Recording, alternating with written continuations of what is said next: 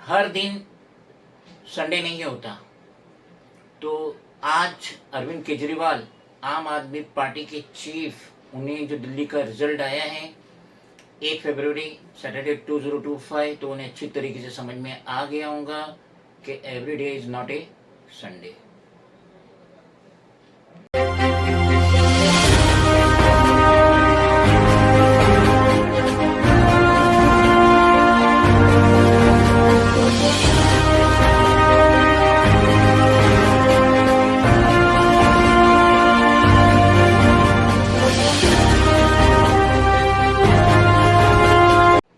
कैसे हो दोस्तों, मैं मोहम्मद नईम शेख। मैं बताना चाहता हूं कि जस्ट नाउ कंप्लीट रिजल्ट जो है न्यू दिल्ली का आ चुका है और हम देख रहे हैं कि जो 10 सालों से अरविंद केजरीवाल की आम आदमी पार्टी का कब्जा था न्यू दिल्ली में, बिल आखिर 10 साल बाद वो साम्राज्य चकनाचूर हो गया। जैसा कि हम जानते हैं कि 70 सीट्स होती है विधानसभा की न्यू दिल्ली में, और पिछले 10 सालों से अरविंद केजरीवाल का वहाँ पे कब्जा था। लेकिन हाल फिलहाल में जो इलेक्शन हुआ जिसमें त्रिकोण मुकाबला था आम आदमी पार्टी का बीजेपी और कांग्रेस के साथ, तो रिजल्ट ये बता रहे हैं कि 47 पे विन हो रही है बीजेपी की, 17 पे अरविंद केजरीवाल की। लेकिन जो अरविंद केजरीवाल का दबदबा और कब्जा था पिछले 10 सालों से, वो अब समाप्त हो गया। तो अब इस हार में, अरविंद केजरीवाल की आम आदमी पार्टी की हार में सबसे बड़ा रोल आपके नजरिए के तौर पे क्या हो सकता है?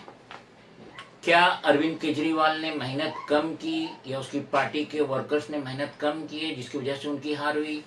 क्या नरेंद्र मोदी का जलवा पूरे हिंदुस्तान में चल रहा है, जैसे कि अनुभव कहते हैं कि वो विश्व गुरु है?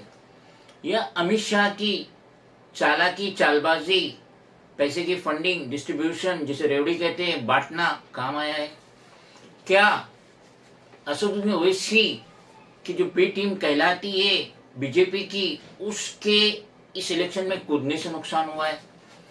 क्या कांग्रेस का ट्रायंगल मुकाबला था जिसकी वजह से आम आदमी पार्टी को नुकसान हुआ? या सबसे बढ़ के Rajiv Kumar, chief election commission, जिनकी फिराक दिली की वजह से बीजेपी को इतनी बड़ी कामयाबी मिली? 27 साल बाद बीजेपी न्यू दिल्ली की इलेक्शन जीत पाई है, उसका कब्जा हो पाया है। 27 साल से वहां सूखा था। नरेंद्र मोदी बीजेपी हेडक्वार्टर पहुंचे न्यू दिल्ली के, और उन्होंने कहे कि आम आदमी पार्टी करप्ट पार्टी है, और साथ ही साथ उन्होंने कहे कि कांग्रेस ये हैट्रिक मार दी है सूखे की, और कांग्रेस ने अपने अलायंस को ही ले डूबी, ये कहना है नरेंद्र मोदी का। तो ये जो राजीव कुमार है, ये पहले इलेक्शन कमीशन थे। 1 सितंबर 2020 से वो इलेक्शन कमीशन थे, और बाद में 15 मई 2022 को इन्हें चीफ इलेक्शन कमीशन बनाया गया, और जस्ट 10 दिन रह गए, 18 तारीख को ये रिटायर्ड हो जाएंगे।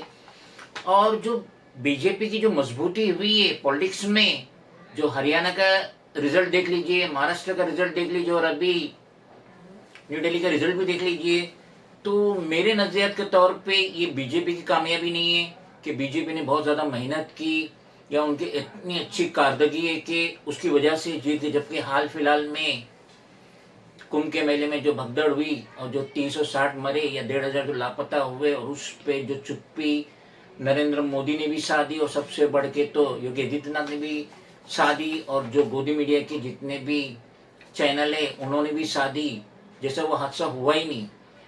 हेमा मालिनी भी कह रही कि कोई बड़ा हादसा नहीं हुआ, देकर अदर्स भी जो है बीजेपी के चाहिए तो वो यही कह रहे। लेकिन इस इलेक्शन में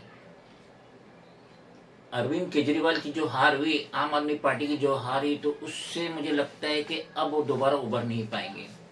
एक्सपर्ट कह रहे थे, बॉडी लैंग्वेज बता रही थी अरविंद केजरीवाल की कि वो थोड़े सहमे सहमे, थोड़े डरे डरे। वैसे भी कहते हैं कि ये बी टीम में आरएसएस की, तो हो सकता है कि आरएसएस ने इस वक्त बीजेपी का फुल साथ दिए, जिसकी वजह से इतनी ह्यूज मार्जिन से बीजेपी जीती, जो कल तक 2015 में 0 थी, 2020 में मुश्किल से 3 सीट थी, और आज वो 47 पे आ गई।